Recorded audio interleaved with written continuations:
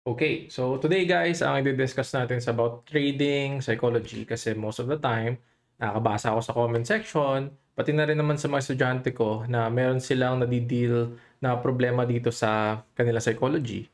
No? Most of the time, doon tayo nakatutok, doon tayo nakafocus na, ay, ang problema ko ganito eh, mga trading issues ko, nagro-root talaga lahat yan sa psychology lang eh.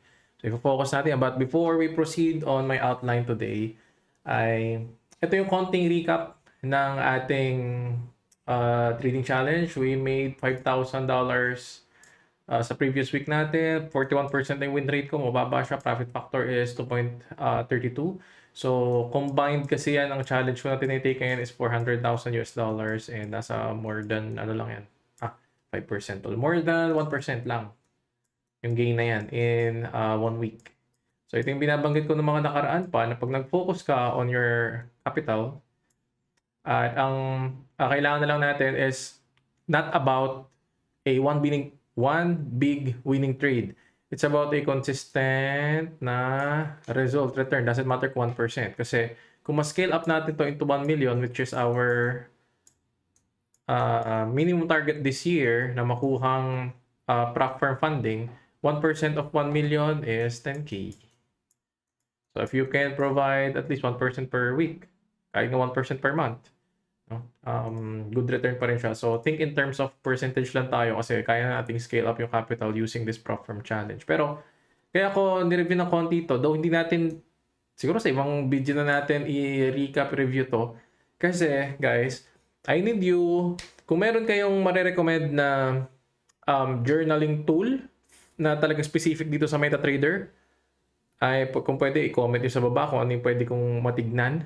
Kasi okay naman itong Trader Sync na ginagamit ko. There's also a paid journaling tool. Ang problema ko sa kanya, let's say, mag-open ako ng trade. Gusto ko kasi makita visually yung chart. Saan ako pumasok, saan ako lumabas para madali ko ma-explain sa inyo. Pero ang problema, ito, trade chart. Usually, pag nag-trade ako ng US using my platform, TradeZero, IBKR, lumalabas yan. Pero dito wala. So, nahihirapan ako makita. Hindi ko matag yung trade kasi hindi ko makita kung ano yung itsura niya visually ng chart, kung saan ako pumasok, saan ako nag-exit. So, ayun yung pinaka lacking dito sa platform na to. Though, meron to automatic import. Pwede mo i-connect yung MetaTrader 4 mo rito, pero ang makukuha ko lang kasi was the stats. Hindi ko nga makukuha yung visual representation saan ako pumasok, saan ako nag-exit. So anyway, sa next video siguro natin di-discuss ko tong ibang mga trades kung trip nyo.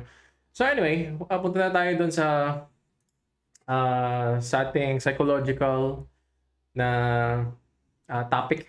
So, ito kasi ay in-outline ko way back 2022 for my students sa trading walkthrough. So anyway, sa mga estudyante sa trading walkthrough, of course, ito, punta lang kayo sa Pathright natin, dun sa ating website kung nasaan yung ating module, in-update ko na yan, and continuously na-update natin para makuha natin lahat ng archive from our Facebook group papunta dito. So, check nyo lang sa Q1 2022, nandiyan yung psychological versus, logical versus psychological, and lahat pa ng ating mga previous chart and chat na pwede nyo aralin. So, yung mga advanced concepts and topics ay dyan nyo makikita. So, check nyo na lang. So, anyway, ang talagang pinopoint natin dito is most traders think all their problem in trading is psychological. Masyado nating ino-overrate na lahat ng blame napupunta sa mindset, sa psychology, no? Kasi ganito, ganyan. Ang psychology ko, sira na ganito, nagiging emotional ako kasi ganito yung psychological eh. Most of the time, ganito yung maririnig mo sa mga trader. Pero bibigyan ko kayo ng ibang point of view. Bibigyan ko kayo ng ibang way of thinking, ibang framework, no? Para mas maiayos natin sistema natin, para magkaroon tayo ng growth, ng improvement. So, hindi laging ang blame is about psychological. Kasi, tatandaan natin, meron tayong 3 pillars to profitability. 3 bagay na importante na meron ka, na equipped ka, para maging profitable ka. Number 1, of course, winning system, o pwedeng trading edge, or trade management, o kung ano man yung term nyo, winning system. It's about knowing what asset to trade, knowing when to trade that asset, when to exit, saan ka magtitipi. So, lahat ng yan, mga bagay technical. Then, of course, we have risk management. Ito, importanteng factor din to. Ngayon, pagka meron ka ng 2 bagay na yan, tapos wala kang psychology, yun, mag-end up ka na hindi ka pa rin profitable. You will have no discipline. Pwedeng walang consistency. Pero usually, itong dalawang ito, winning system plus risk management, gagana yan kung meron kang mechanical system in place. Mechanical system meaning hindi subjective yung trading mo. It's all about objectivity. Kung ano lang nilagay mo, para kang expert, tawag nila sa MT4 kasi expert advisor or bot or algo, ganun ka mag-trade. So, what if meron ka ng winning system and yung psychology mo on point din? You'll blow up your account kasi wala kang risk management. Pag may psychology ka naman and risk management, wala kang trade management, wala kang edge, wala kang system, yun, no edge. Clueless. So, kailangan mo ng tatlong yan. So, ito yung ating Trinity. Tatandaan niyo lagi, magkakasama yan. 3 pillars to profitability. Hindi ka makakatayo. Lagi mong isipin na para kang silya or upuan. Hindi tatayo na 2 paa. No? Kailangan mo yan. Para balance sila. Okay? So, 80% mindset daw and 20% skill. Ngayon, yung mga tao, once na makita nila yung quote na to, mabasa nila to, ang nangyayaring framework is ganito. We have the mindset over skill. So, ang focus is lagi na lang mindset. You're going to develop a winning mindset. Dito ko na lang nakafocus palagi. Nanineglect ngayon yung skill. Tatandaan natin ha, 20% skill, hindi dapat natin maneglect yan kasi kung wala kang skill, parang ito. Kapag kulang, hindi ka maging profitable din. So, ang framework, dapat baguhin natin. Hindi palaging it's about mindset. Tingnan muna natin yung skill natin. Tingnan muna natin kung meron ba tayong systems in place bago tayo pumunta doon sa mindset. Of course, mindset is important. Ayun yung pinaka-foundation natin. May foundational level kasi na mindset.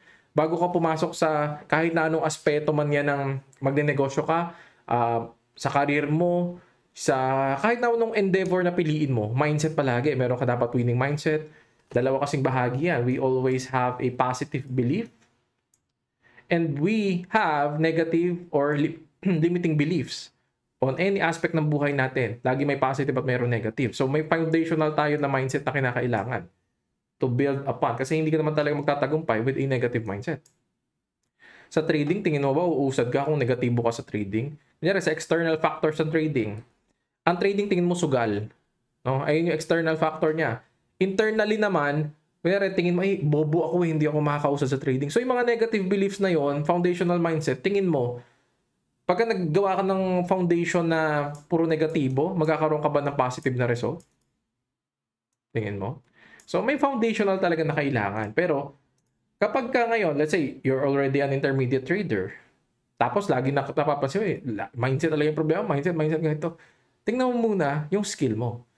Hatiin natin sa dalawa. We have a logical thinking and yung psychological aspect natin. So, sa logical, we have, ito yung linear thinking natin, ito yung process-based, ito yung systematic, yan.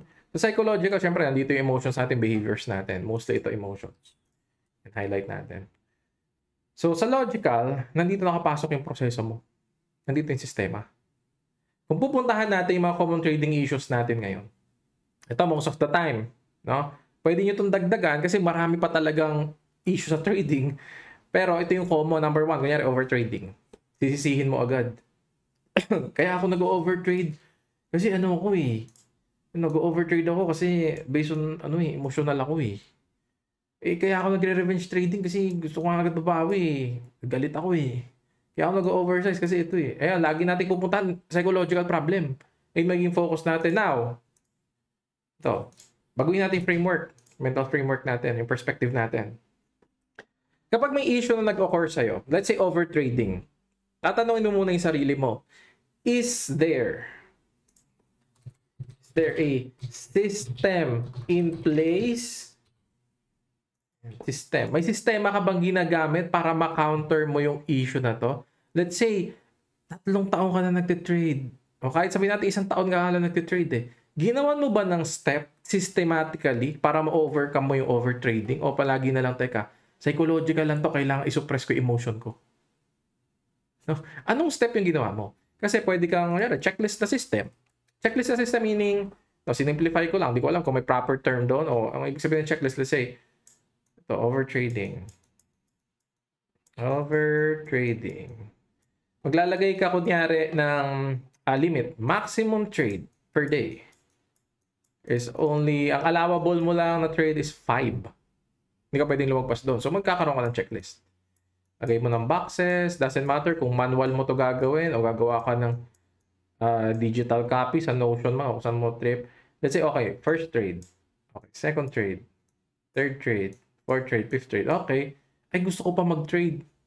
Nakuha mo na nga yung allowable na max trade mo eh. So, kung meron ka na ganitong sistema, tapos binebreak mo pa rin, ay, pupunta mo na talaga psychology issue na yun kasi meron kang issue sa discipline.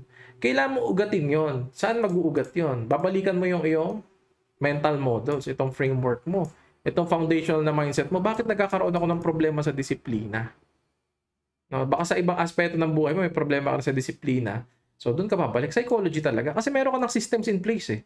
Or baka yung system mo, totally, hindi talaga siya gumagana. So, you have to find concepts. Pero nakapokus ka pa rin on skill, developing na skill. Ano ba yung ginagawa ng ibang tao? Ano kayang pang-kontra nila sa overtrading? Anong system yung in place nila? Ano yung ginagamit nila? Okay? So, hindi palagi, ay, na-overtrade ako kasi ganito, ganyan. Ngayon, ito. Merong system. So, lagyan na dito, system 1, tsaka system 2. Kasi may system talaga na yung kanyang approach, minimum trade on average, let's say, 10 trades per day. Kasi scalper siya. Meron namang system 2, let's say, ang maximum trade niya per month. Per month to per month, 3. Kasi swing trader siya. O kaya position trader. Pag yung 3 on average, nakita mo nagtitrade ng 10, overtrading na yun. Pero itong 10, nakita mo nagtitrade siya ng 20 trades per week. On average nga, daily niya 10 eh. So, you have to understand your system. Ano ba yung system mo? Kailan mo masasabing overtrade ka? Kunin mo on average. Pero titingnan mo rin, on average ba, pag nag-trade ka ng 10, does that mean na mas malaki yung nagigain mo? No? So, titingnan mo rin on average kung ano yung pinaka-sweet spot. Ano yung pinakamalaga sweet spot. You have to understand your system very well. Sweet spot. Kasi that doesn't mean, more trades doesn't equate to more profits. Tinatandaan nyo? More trades doesn't equate to more profits. Hindi porket nag-trade ako na 100 tapos siya isa lang, is mas marami na akong kita. Hindi yun. That doesn't, hindi yun logical. So, ang kailangan muna natin gawin, sa lahat ng trading issues mo, maglagay tayo ng sistema. Okay, number 1, overtrading. Paano naman to revenge trading, sir? Paano ko i-address yung issue na to? Gamit ko ulit ang sistema. Kunyari, checklist. Siyempre, meron tayong entry models. Kaya ka pumapasok, kasi meron kang entry na nakita, may signal, may na-generate siya. Entry model. Paano pag napagpag ka nito? Meron kasi pagkakataon, let's say, you are trading the trend. Ang in place mo talaga na stop loss yung recent swing low, napagpag ka. Pero nakita mo na yung trade, volatile lang talaga, pero mayroon pa siyang pag-asang umangat. Ito yung new higher low na na-form. So, paano pag nag-continue? Siyempre, meron kang re-entry model in place. So, may system ka ulit. No? May system in place ka. Ang problema, itong revenge trading na to, pag walang nag-exist na entry model, walang nag-exist na re-entry model, tapos pumasok ka, ang problema na naman yan, disiplina. Yun, irurot mo ulit yung mindset sa pinakailalim. Doon mo uugat yung psychology. May system in place kayo, bakit di mo ginagawa? Wala ka bang tiwala sa system mo? It's either pwedeng lack of trust sa system. Pag may lack of trust ka sa system, usually yan, ulit-ulit pangyayari yan. I-backtest mo na i-backtest. Hanggang sa maging tawag nga nila sa mga musikero, play by ear, di ba? Pero meron din play by heart. So, isa puso mo. Dapat ma-adapt mo yung sistema mo, alam mo as in overall na concept. So, ayan, revenge trading, oversizing, paano yan? So, kung yung dalawa, overtrading and revenge trading na nandito sa system yan, sa edge, nasa trade management yan eh. So, yung oversizing, risk management yan. No? So, bakit ka nagkakaroon ng times na nag-undersize ka at nag-oversize ka? Ba't nilalakihan mo yung posisyon? Pwedeng, ang thinking mo, ay, ano na to? 100% guaranteed na itong itong setup na to. No? Yung pupuruhan ko to. So, may ganong approach talaga. Meron ka kasing criteria ng A+ setup. Yeah, may types ka ng setup mo. May A+ ka. May A setup. May B. tsaka may low probability na C-type.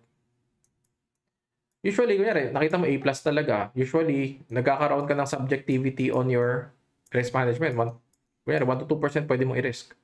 Kasi na-backtest mo yun eh. Pero kung nag-oversize ka, inugat mo yung trade, teka, wala namang magandang setup. Bakit ako naglagay ng malaki? So, emotion talaga to. Emotion yung umira. Psychological problem yan. Doon mo babalikan. Pero kung may systems in place ka, na talagang allowable ka, tapos ulit-ulit ka yan, natatalo ka, ang i-refine mo, itong A plus mo, baka yung A plus mo hindi gumagana sa current market environment, current market dynamic. No? So, nandun yung adaptability. Ang aayusin mo rin dito is yung trade management mo, yung edge. Yan. Kasi not necessarily na gumagana nung nakaraan is gagana ulit ngayon. Lahat historical, depende sa sistema to I'm talking about na may iba-ibang sistema. Pero let's say, yung technical pattern na yung gumagana nung COVID, nung sobrang extreme ng volatility downward. Pero ngayon, sa upward na trend, hindi mo siya makitang gumagana talaga, hindi na siya A+. Kumbaga, nabawasan na yung edge niya, yung talim. So, ayun yung check natin. And then, trade without signal. Ba't ka nagtitrade ng without signal, without any plans? Ito usually, nangyayari to syempre pag newbie na trader. Ito talaga mostly emotional to. Nagtitrade ka subjective, hindi objective. Kasi wala ka pa nga objective. Hindi mo pa alam yung mga system, hindi mo pa alam mag-develop ng edge, no? Kulang pa sa iyo. So adding on losers, moving your stops, ito, mga issues din to. Gagawa tayo ng mga systems in place. Bakit ka nag-add sa losing trade mo? Is it a discipline problem? O may nakita ka bang re-entry model? Pero, when using your entry models, dapat meron din niyang criteria. Magre-re-enter ka lang kung napagpag na yung initial position mo. Kaya dapat merong criteria yan. Meron niyang sinusunod na rule. Lahat yan rule-based. No? And then yun, ba't ka nag-move na stop? Kasi let's say you are short on a trade. Let's say your initial stop was right here. And nag-move na according sa bias mo. Ang ginagawa namin, we call this mitigation. We are moving our stops. Kasi pwede mo na i-break even yan eh. Para makareceive ka ng maliit na loss. Kung pupuntahan natin tong pansinin nyo. My wins is $2,000, $2,000. Ang loss lang $200, $300, $200. Bakit ganun? Kasi nami-mitigate ko yung loss eh. Minumove ko yung stop doon sa direction ng trade ko. Hindi ko minumove again sa akin. Hindi ko niluluwagan yung stop. Hindi ka pwedeng lumagpas ng stop doon sa initial na sinet mo na stop loss area. That is the system in place. So ikaw, pag nag-move ka, against sa direction mo, bakit mo ginagawa yun? Bakit? Wala ka bang entry model? Wala kang entry model? Wala kang trust dito sa entry models na pinormulate mo. So yun. So number one, lagi nating tatanungin, is there a system in place? Bago tayo mag-jump into conclusion na emotional yun sir eh. Emotion yung problema ko eh. Hindi yung problema emotion. Baka ang problema mo, yung sistema, wala ka talaga. So, doon papasok 80% mindset, 20% skill. Hindi natin ini-neglect yung skill just because 80% yung mindset. Hindi natin magiging focus, okay, mindset na lang. Basa ako ng libro tungkol sa mindset kasi pag may positive mindset ako, mananalo ako. May requirement talaga na level ng positivity, pero hindi ka nakatutok doon. Kasi if you don't have a skill, hindi ka magtatagumpay sa trading. Kunwari, ganito. Alisin natin sa trading. Lipat kunyari tayo sa mundo ng negosyo. Tatayo ako restaurant. Okay? So, positive mindset ko na, okay, magtatagumpay yung negosyo ko. Marami kakain sa negosyo ko. Now, ayun yung part ng mindset, okay? 80%. O, positive ka, that is good. Pag may taong pumapasok sa'yo, binabati mo ng maayos, that is good. Kasi nga, nagre-reflect yung mindset mo doon sa behavior mo eh. So, you're a very jolly person, entertaining, whatsoever. Skill, 20%. Wala yung food mo. Ekis, Brad. Matabang. Hindi masarap. Tingin mo ba babalik-balikan ka? Tingin mo ba papasok yung tao sa'yo kung na-neglect mo itong skill part? Itong part, ito yung produkto mo, Brad eh. Ino-offer mo itong produkto na to. So, hindi na yan mindset. Kailangan, galingan mo yung pag-deliver ng produkto. Paano mo gagalingan? Paano mo re-refine? Kailangan mo develop yung skill mo. No? So, sa trading, ganun din. Hindi mo pwedeng i-neglect na Basta 80% mindset lang naman to eh. Mindset game eh. Kung wala kang skill, Brad, wala kang patutunguhan. So, ayun yung real talk. Hindi palagi nasisisihin natin, sir, mindset ko yung problema eh. It is bullcrap. It is always, psychology, bibling ko. Pag tinignan mo naman, ano ba yung system mo? Meron ba? Ay, ganun ba, sir? Meron bang ganyan? So, makikita mo agad kung sino nag-aaral sa hindi nag-aaral. Makikita mo agad sino ba yung may prosesong pinagdadaanan, sino yung wala. So, nyari ito. Isa sa pinakamalupit natin, so, rest in peace, champ, si Kobe. So, Mamba mentality, no? Broken index finger in 2 places on shooting hand. No excuses, win at all cost. Bali yan, ha? Bali yung index finger sa shooting hand mismo. Pero tuloy pa rin, no excuses, win at all cost. Maraming pagkakataon ng ganito si Kobe eh. May na-dislocate, binatak lang. Tapos nilagyan ng benda. Ayun talaga pinapairal niya yung mindset. Pero sobrang skillful nito. Araw-araw may training, may practice, may routine, good habits na develop na, the best practices ng mga previous champions. At lahat inaral niya talagang pinaka-GOAT, kumbaga. For me, para sa akin, isa sa mga GOAT talaga to si Kobe. Doon mo mapapairal yung mindset. Pero pag sasabihin mo, wala ka pang sistema. Hindi mo nga alam kung paano mag-create ng system. Wala kang risk management. Laging sasabi mo, psychology yung problem, kaya ka nag-oversize. Wala kang, in the first place, wala kang systems in place. No? Wala kang sinusunod na proseso. Proseso is linear. Ito, babalik tayo logical. It is linear thinking. Ibig sabihin, sa akin kasi, meron akong system tawag ko, SPER. Ito yung proseso na hanggang ngayon ginagamit ko. So, mag-start ako sa proseso ng pag-scan ng stock. No? I-rate ko yung stock na yon, sino yung maging priority ko, sino yung low priority ko. Next is planning. Sa planning part, paplanuhin mo yung mismong stock weekly, daily, hourly, kung saan ka pwedeng pumasok, nasa yung important key levels doon. And then, saka ka mag-execute ng trade execution, mas trade management. Mag-move ba ako ng stop dito ako mag-a-add and then record. So, itong record na to and review is journaling. Tapos iikot ulit yan. So, linear process, ulit-ulit, may pinagdadaanan siya. Kunyari, meron akong trade na tingin ko, pasok tong mga problema na to. Nag-add ako sa losers. Bakit ako nag-add sa losers? Nasaan muna yung problema logically? Nasa planning ba o execution? Siyempre, pag nag-add ka ng losers, nasa execution. Bakit ako nag-add doon sa losing? Plinano ko ba yon? So, mauugat ko ngayon ng sistema yung aking tinitignan kung nasaan yung fault. Hindi yung, psychological problem to kasi ganito, ganyan. Kasi meron akong sistema na ginagamit. No? Pag may sistema ka na, madali mo na i-troubleshoot yung sarili mo kasi mapipinpoint mo kung nasaan yung problema. Pero kung wala kang sistema, yun, lagi mo lang sisisihin psychological, hindi ka uusad. Sabi mo, disiplina, psychological, makikita mo yan. Once you have a system in place, kung wala ka talagang disiplina, yun, uugatin mo yan, malalim yan. Alam niyo yung psychology, parang iceberg din yan eh. Malalim yung psychology, mga brad. You need to read books talaga in order for you to understand everything kasi ganito. May mga nag-exist na bagay sa mundong ito na invisible sa mata natin. Ganito yung logic. Nung mga bata pa tayo, siyempre normal, humihinga ka. Inhale, exhale. Yun pala, meron palang nangyayaring gas exchange. Ano yung gas exchange? Pag nag-inhale ka, you're taking oxygen. Pag nag-exhale ka, nilalabas mo ay CO2. Carbon. Carbon dioxide ba CO2? Correct nyo lang, pero carbon nilalabas mo. Ngayon, nung bata ka, humihinga ka naman eh. Pero natutunan mo lang yan sa eskwelahan. Diba? Invisible yung concept na yan. Pero nag-i-exist siya.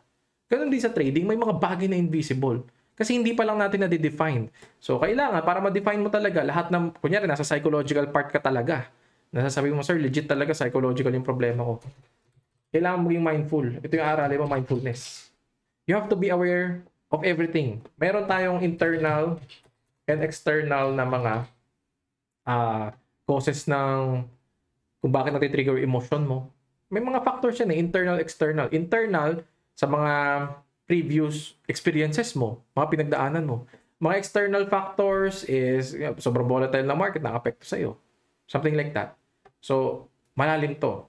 At yan, ang magiging journey nyo kung talaga nasa psychology ang problema ninyo sa mundo ng trading. Pero medyo mahaba na yung video na ito. Hopefully, meron naman ako na iambag sa inyo kahit pa paano na value sa video na ito. At Kung meron kayong mga questions, so yun nga, kung meron din kayong mga suggestions, i-comment nyo lang sa baba. At salamat ulit sa inyong lahat sa panonood nyo. And may God guide our journey dito sa mundo ng trading. And God bless everyone. Thank you.